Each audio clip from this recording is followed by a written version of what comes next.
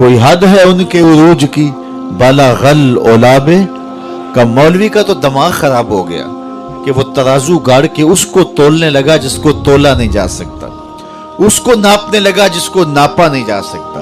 میں تو کہا کرتا ہوں ڈٹھے ورق قرآن دے پھول سارے، تیری شان جیا نہیں کوئی ہور ڈٹھا، تیری شان دا کرے مقابلہ جیڑا انہوں عاشقاں اصلی چور ڈٹھا۔ کوئی نور آکھے کوئی بشر آکھے، پیندا رات دنے ایہو شور ڈٹھا۔ اللہ والیاں گل مکا دیتی تساں ہور ڈٹھا ساں ہور ڈٹھا۔ تم نے حلیمہ کی بکریوں کے پیچھے پیچھے دیکھا ہوگا، سدرہ پر جبریل کے آگے پردے نہیں ہیں تو وہ پرواز کرتی ہیں، تو وہ فرماتے ہیں میں نے روحانی طور پہ پرواز کی، حتیٰ سعد تو فی الفوقانیات، یہاں تک کہ بہت اونچا چلا گیا۔ ایک عرش شایا اسے عبور کیا، دوسرا شایا اسے عبور کیا، 7 لاکھ عرش عبور کر گیا۔ عرش ایک نہیں ہے، عرش بہت سارے ہیں۔ عالم امکان اور عالم وجوب کے درمیان عرش عالم برزخ ہے۔ جب اللہ تعالیٰ اس دنیا پہ کوئی تجلی ڈالنا چاہتا ہے تو پہلے عرش پہ ڈالتا ہے، وہاں سے تجلیات چھن کے دنیا پہ آتی ہیں۔ اگر ڈائریکٹ آ جائیں تو کوئی تاب ہی نہ لا سکے۔ یہی بہتر ہے کہ وہ پردے میں روح پوش رہے، وہ اگر پردہ اٹھا دے تو کسے ہوش رہے۔ عرش ایک نہیں، عرش بہت سارے ہیں۔ کہتے ہیں میں 7 لاکھ عرش عبور کر گیا۔ آواز آئی ابو الحسن رفاعی کدھر آ رہے ہو؟ تو میں نے عرض کی مالک معراج کی شب جس عرش کی چھاتی پہ محبوب کے قدم لگے تھے، میں اس عرش کو دیکھنے کے شوق میں کشاں کشاں یہاں تک پہنچا ہوں۔ نہ سفر بشرط مال ہے، نہ طلب بقید سوال ہے، فقط ایک سیری ذوق کو میں بھٹک رہا ہوں کہاں کہاں۔ میرے دل کی خلوتیں کئی بار سج کے اجڑ گئیں، مجھے بارہا یہ گماں ہوا تم آ رہے ہو کشاں کشاں۔ کہا تو میں اس شوق میں یہاں تک پہنچا ہوں تو میں اس عرش کو دیکھنا چاہتا ہوں، اور میری پرواز کی غرض و غایت یہ ہے۔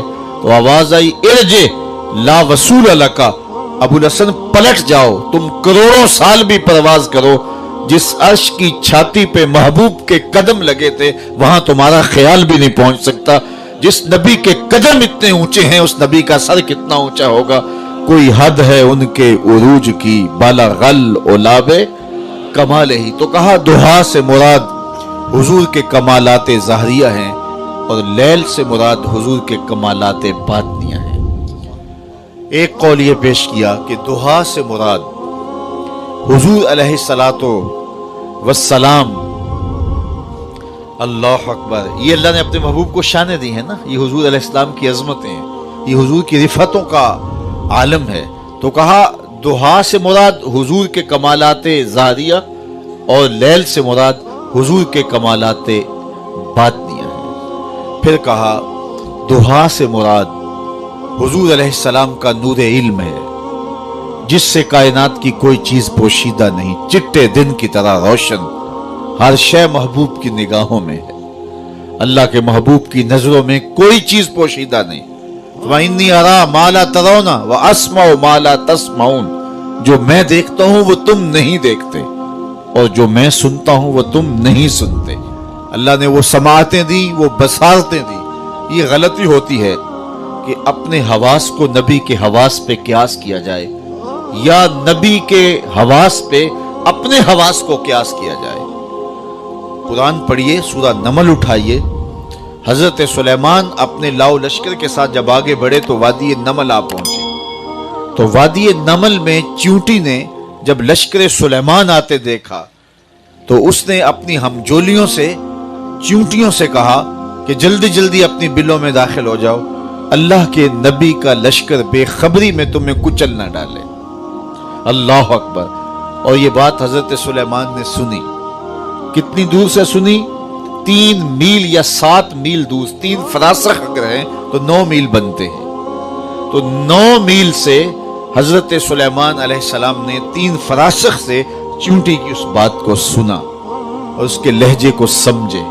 اللہ اکبر۔ تو نبی کی شان یہ ہوتی ہے کہ جو چیونٹی کی بولی ہے اس کو سن لیتا ہے 9 میل کے فاصلے پر۔ آپ میں سے کوئی ہے کہ جس کے کان کے پردے پر بھی چیونٹی کو رکھ دیا جائے تو اس کی کہانی سمجھ لے کہ یہ کیا بول رہی ہے؟